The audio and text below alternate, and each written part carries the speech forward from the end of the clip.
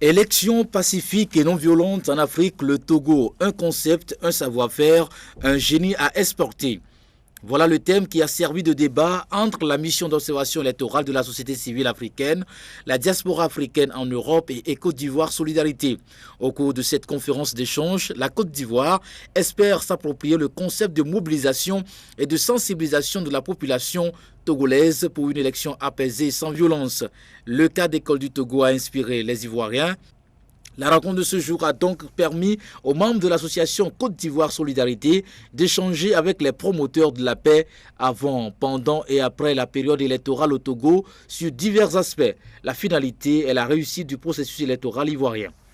Nous avons voulu nous imprégner de ce qui s'est passé ici au Togo. Parce qu'avec l'ONG, la société civile, la diaspora européenne, de leurs différents rapports, de tout ce qui a été suivi dans les médias et autres, nous avons constaté que le Togo a organisé des élections vraiment justes et équilibrées.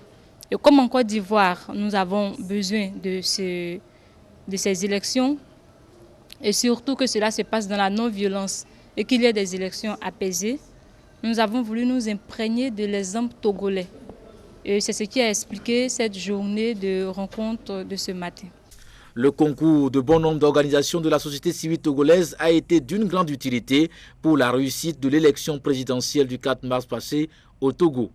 Nous souhaitons vivement que nos collègues chefs traditionnels puissent transmettre le message qu'il faut, le message de paix, le message de la non-violence à leur population pour que les élections au moment venu en Côte d'Ivoire soient aussi une élection apaisée, une élection sans violence. Des frères et sœurs se battent toujours pour des raisons qui leur sont propres. Mais après, il faut réussir à s'asseoir et discuter. Ils le font déjà, mais je vais leur dire le secret de la réussite. Le secret, c'est tout simplement de réussir à se pardonner. À travers cette journée d'échange, la Côte d'Ivoire sollicite l'aide des différentes formations et associations togolaises pour qu'elles livrent le message selon la dynamique sensibilisation que le Togo a eu à mettre en place. Cette dynamique a réussi selon certains observateurs, consacrant même la période électorale à une fête conviviale où les différents leaders politiques se croisent durant la campagne électorale dans le respect de l'un et de l'autre. La Côte d'Ivoire à la recherche d'une élection sans violence.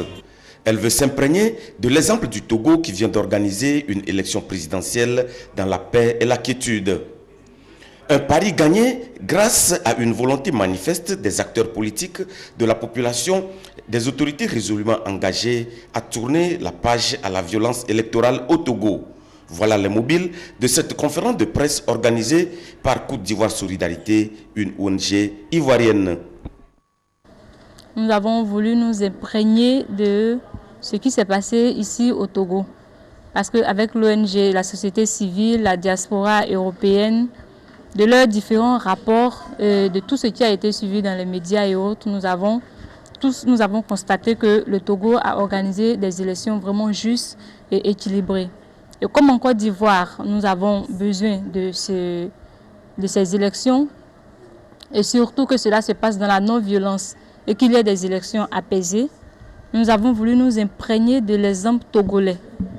La société civile togolaise, les associations et la chefferie traditionnelle ont été invités pour partager avec leurs frères ivoiriens leur savoir-faire.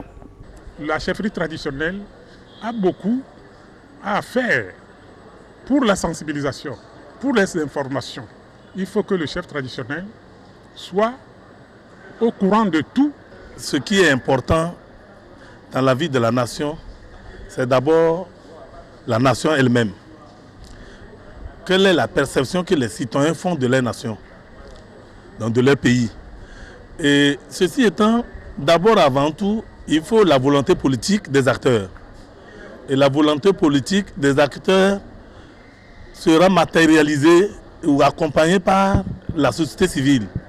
Et ceci étant, tous les acteurs impliqués dans le processus électoral, à savoir les candidats d'abord, les militants des partis politiques, les citoyens organisés au sein des associations de la société civile, les citoyens en uniforme, doivent avoir un objectif commun à partager, une vision commune, celle de la République de Côte d'Ivoire.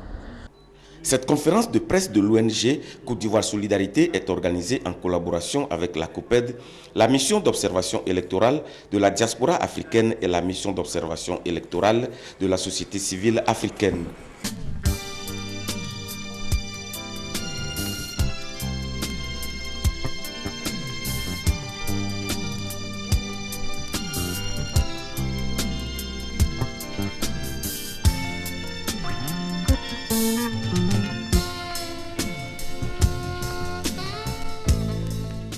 Togui Agokoli 4, chef canton de Guanché, président des chefs traditionnels du Togo. La chefferie traditionnelle en Afrique, les chefs traditionnels ou les rois que nous étions avec nos populations avant l'arrivée des Blancs. Et les Blancs sont venus, ils ont réorganisé notre royauté en chefferie traditionnelle. Donc aujourd'hui, partout, nous avons des chefferies traditionnelles, que ce soit des pays francophones ou anglophones, tout ce que vous voulez. Mais nos populations sont restées très attachées à la chefferie traditionnelle. Nous le savons tous, que lorsqu'il y a quelque chose qui se passe au village, dans nos fermes, dans nos quartiers, la première personne à avoir recours, c'est le chef traditionnel. Donc, la chefferie traditionnelle a beaucoup à faire pour la sensibilisation, pour les informations. Il faut que le chef traditionnel soit au courant de tout et à travers lui que ça dégénère parmi la population. Donc, pour nos élections telles que les cas se présentent maintenant, il faut que les chefs traditionnels soient des formateurs pour nos populations. Et lorsque les chefs traditionnels soient bien sensibilisés, ils transmettent, ils restituent cela au sein de nos populations. Et lorsque la population acquiert ce que veut le peuple, eh bien, tout se passe normalement. Aujourd'hui, tout le monde l'a compris, on approche plus aux chefs traditionnels que cela était dans le temps passé. Donc, toute prise de décision maintenant, on fait appel aux chefs traditionnels. Et nous sommes très honorés, nous félicitons, nous remercions nos autorités politiques et administratives qui n'oublient plus maintenant les chefs traditionnels lorsqu'il s'agit des décisions à l'endroit de la population. Maintenant, votre message à l'endroit de nos frères ivoiriens. Oui, tel que nous avons assisté tout à l'heure à cette conférence, nous souhaitons vivement que nos collègues chefs traditionnels puissent transmettre le message qu'il faut, le message de paix, le message de la non-violence à leur population pour que les élections au moment venu en Côte d'Ivoire soient aussi une élection apaisée, une élection sans violence. Merci. Je n'ai pas spécialement de mots pour la population de Côte d'Ivoire, mais pour toute l'Afrique. Parce que vous savez que quand il y a la violence dans un pays africain, cela se répand très rapidement dans d'autres pays africains. Mais d'ores et déjà, je voudrais féliciter cette équipe de diaspora, ces jeunes surtout, qui ont pris sur eux-mêmes de faire le tour de l'Afrique et de venir prendre exemple au Togo. Je félicite tous ceux qui ont dû intervenir tout à l'heure et qui ont œuvré pour que les élections chez nous ici en Centrafrique au Togo, excusez-moi, chez nous ici au Togo, puissent se passer dans la paix. C'est un exemple que les autres pays, non seulement de la sous-région, doivent prendre, mais de toute la région Afrique. Et moi, je parle en tant qu'une vieille maman centrafricaine, une vieille maman africaine, et vous ne pouvez pas savoir que quand il y a la paix dans un pays, c'est les mamans qui sont les premières bénéficiaires. Mais quand il y a la violence, nous sommes les premières victimes. Donc qu'est-ce qu'il nous reste à faire? C'est de souhaiter la paix. La paix dans tout un pays, dans chaque pays africain, et la paix dans tous les pays africains et dans toute l'Afrique. Bientôt, ce sera les élections en Centrafrique. J'invite donc tous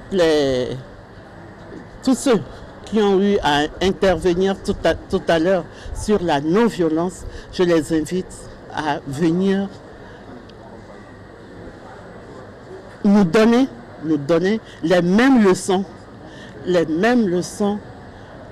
en Centrafrique. Je les attends donc pour leur donner le visa et les mettre dans l'avion en direction de la République centrafricaine. Encore une fois, félicitations pour la diaspora africaine. Merci beaucoup. À mes confrères journalistes ivoiriens, je voudrais saisir l'opportunité que vous m'offrez ce matin pour demander aux Togolais qu'ils peuvent déjà s'en réjouir.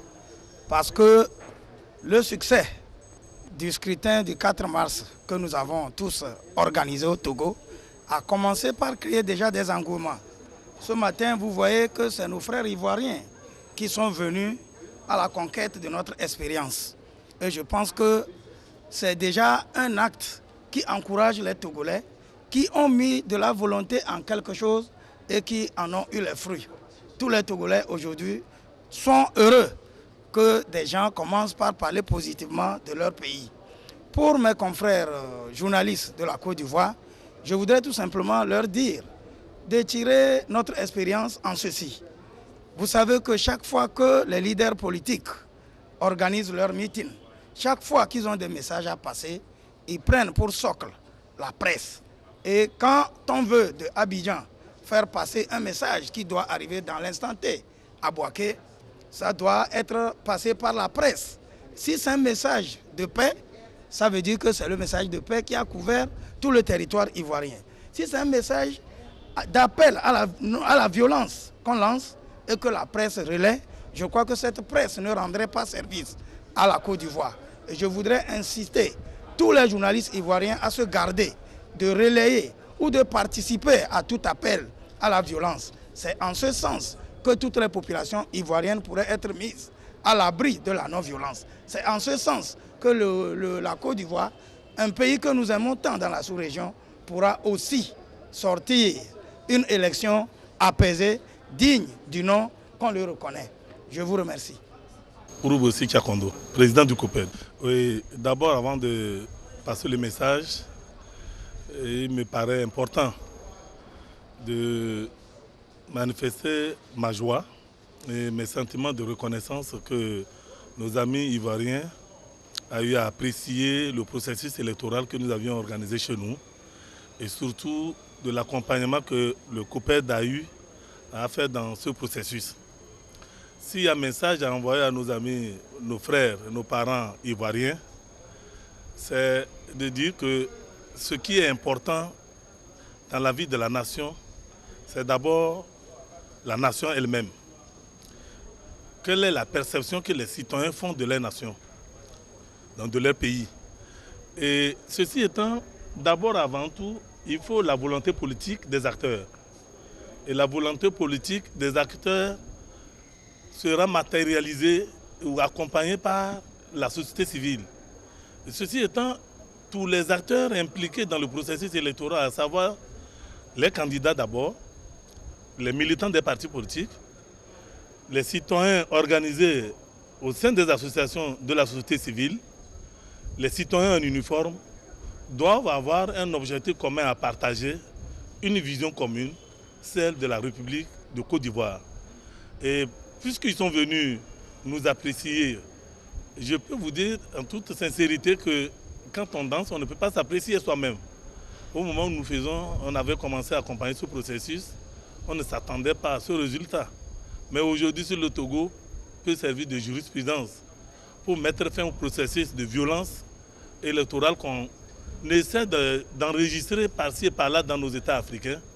Je ne peux que m'en réjouir parce que le Togo, une fois au moins, a servi positivement comme référence dans la sous-région. Et tout ce qui reste maintenant, à mon avis, c'est de souhaiter bonne chance aux Ivoiriens qu'il fasse en sorte que les élections prochaines ne deviennent plus un champ ou bien un début de bataille physique, mais que ça devienne un champ de bataille politique, donc bataille d'idées, et sortir de leur situation actuelle dans laquelle ils sont et faire en sorte que l'ensemble de l'Afrique occidentale se mette au service du développement dans l'intérêt de nos jeunes, nos femmes et nos enfants. Je profite, n'est-ce pas, de cette occasion-là pour m'adresser vraiment à la Côte d'Ivoire. Voyez-vous, la Côte d'Ivoire que je connais, la Côte d'Ivoire où j'ai eu, par la grâce de Dieu, à secourir des personnes déplacées de guerre, cette Côte d'Ivoire-là, je m'adresse à ces micros-là qui sont devant moi, et surtout par le canal des associations ivoiriennes qui sont venues nous voir au Togo ici, pour dire ceci. Des frères et sœurs se battent toujours pour des raisons qui leur sont propres. Mais après, il faut réussir à s'asseoir et discuter. Ils le font déjà, mais je vais leur dire le secret de la réussite. Le secret, c'est tout simplement de réussir à se pardonner. Si les Ivoiriens ne se pardonnent pas, si les Ivoiriens n'acceptent pas le pardon que moi je leur propose aujourd'hui, sincèrement, parce que nous avons un Dieu. Et ce Dieu-là, il a mis en chacun de nous la capacité, n'est-ce pas, de pouvoir pardonner. Et donc, Jésus nous a enseigné ceci, il faut pardonner 70 fois 7 fois. Je vais donc dire aux Ivoiriens que, et surtout aux politiciens, et ceux qui sont la classe politique surtout, que le pardon n'est pas une faiblesse. Ce n'est pas du tout une faiblesse, mais c'est un pouvoir. Qu'ils soient convaincus que le pardon est un acte ingrat et qui ne profite qu'à celui qui le donne. Et que de ne pas se sentir frustré quand il s'agit, n'est-ce pas, de pardonner. Le secret de la non-violence, moi je ne parle pas directement de la non-violence, voyez-vous, parce que la non-violence comporte en elle les vecteurs de la réclamation, les vecteurs de la vengeance, qu'on ne voit pas. Mais le pardon suppose qu'on a pris acte, n'est-ce pas, d'une situation donnée, on a accepté, n'est-ce pas, l'autre comme étant son frère, et au vu de tout ce qui s'est passé, on a accepté de lui pardonner tout ce qu'il a fait. Je sais qu'il y a eu des morts, parce que j'ai été moi-même dans le champ de guerre en Côte d'Ivoire, j'ai été à Boaké. J'étais donc à Mans quand Mans était pris. J'étais à Korogo, j'étais à Diokwe. Et donc, ce qui veut dire que je sais un peu ce qui s'est passé. Mais ceci a eu pour racine l'ensemble des actes qui s'étaient posés dans la Côte d'Ivoire. Maintenant, on a fini de faire la guerre. On a fini de se chamailler. Je vous en prie, je vous demande pardon. Au nom de Dieu, le secret pour que la Côte d'Ivoire connaisse véritablement une élection présidentielle sans violence, c'est de se pardonner. Je vous assure. Et si vous réussissez vraiment à vous pardonner par l'aide de Dieu, Dieu vous relèvera. Nous aimons tellement la Côte d'Ivoire et regardez ce pays comme étant la patrie, la terre que Dieu vous a donnée, et saisissez ce mot.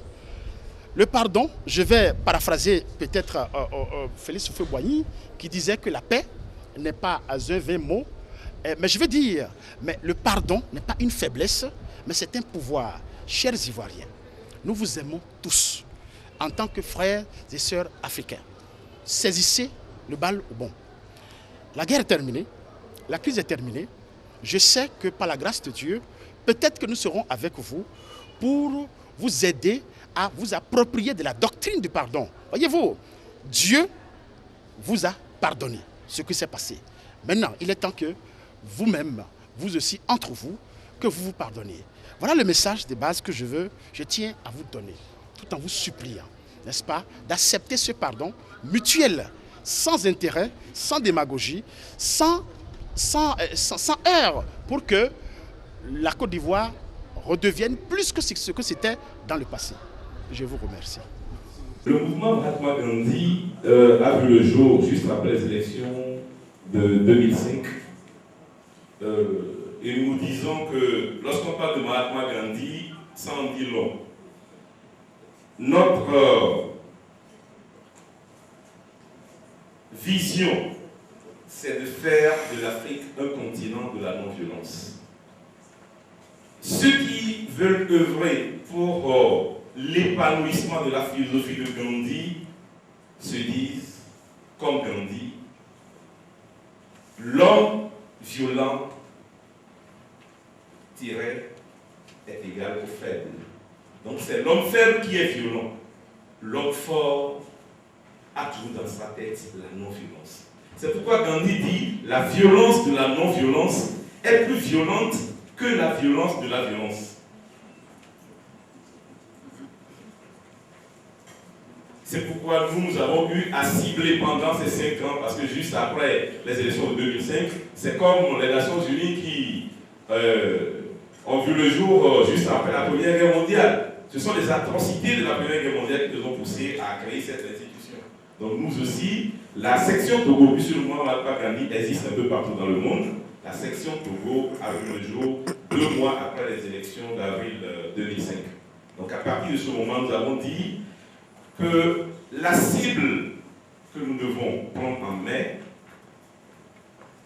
c'est l'université, sinon les étudiants. Parce que à travers le monde, les révolutions intellectuelles viennent de ces universités. Lorsque nous prenons le Togo, je ne peux pas donner un chiffre exact, mais près de 70% de la population sont analphabètes. Donc le code pénal, le code de procédure civile, le code forestier, le code de la presse, tous les textes de loi pratiquement, la constitution, le code électoral, ne sont pas traduits dans les langues locales. Donc, il y a une petite partie de la population qui arrive à être au courant du contenu des contenants. Donc, il est difficile à ces populations analphabètes de comprendre le pourquoi on se bat sur le terrain politique. Donc nous avons eu à élaborer un dossier, sinon un bouquin, intitulé Mahatma Gandhi, artisan de la non-violence. Donc dans ce bouquin, nous avons eu surtout à ressortir 2 idées fortes. L'idée de Machiavel et l'idée de